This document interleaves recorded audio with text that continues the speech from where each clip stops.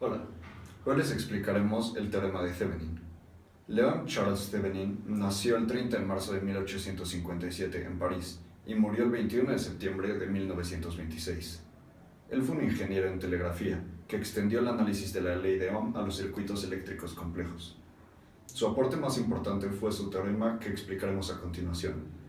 Thevenin se graduó en la Escuela Politécnica de París y se unió al cuerpo de ingenieros de telégrafo.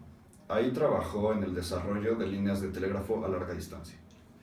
Para calcular el teorema de Thevenin, primero necesitamos un circuito lineal.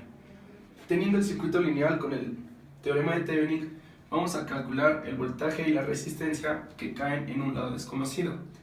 Con el teorema de Thevenin lo podemos calcular teniendo simplemente una incógnita y necesitamos hacer los siguientes pasos. Primero, dividir el circuito lineal en dos partes, parte A mayúscula y parte B mayúscula. La parte que vamos a analizar va a ser la parte A mayúscula. Tenemos aquí el circuito, que es la parte A mayúscula, y la parte B minúscula se elimina, se borra. Y en la parte desconocida es donde vamos a calcular primero el voltaje de Thevenin. En los extremos, en donde queda incógnita, se plantan dos letras, que es A mayúscula y B minúscula.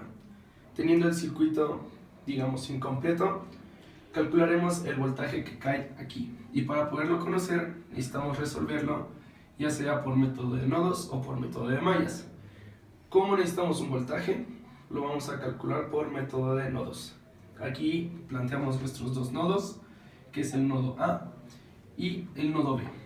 Planteamos nuestras dos ecuaciones. En el nodo A tenemos un nodo resuelto, que es de 4 volts. Y en el nodo B, que sale de aquí, tenemos 4 resistencias, pero la resistencia de 2K no se considera en la ecuación porque está incompleto, entonces nada más funciona como un cable. Plantamos la ecuación del nodo B, que sería esta, y obtenemos dos valores, el voltaje de A, que es este nodo, y el voltaje de B, que es el que necesitamos. Entonces el voltaje de B es nuestro voltaje de Thevenin. Ya calculado el voltaje de Thevenin, lo siguiente que tenemos que hacer es calcular la resistencia de Thevenin. Para poder calcular la resistencia de Thevenin, lo que tenemos que hacer es apagar todas las fuentes que tengamos. En este caso teníamos una fuente de voltaje aquí y al momento de apagarla queda un cortocircuito y se expresa con una línea, nada más cerrando el circuito. Para calcular la resistencia necesitamos hacer reducción de resistencias. En este caso tenemos R1 y R3 en paralelo y hacemos la fórmula para reducir en paralelo y nada más quedaría R1 y R3 con R2 en serie, que sería la fórmula que tenemos acá. R1 está en paralelo con R3 y se le suma R2. Y obtenemos la resistencia de Thevenin, que es 4.71 K. Ya que tenemos la resistencia de Thevenin y el voltaje de Thevenin, llegamos a nuestra parte final, que es el circuito equivalente. Para formar nuestro circuito equivalente necesitamos poner el voltaje y dos resistencias.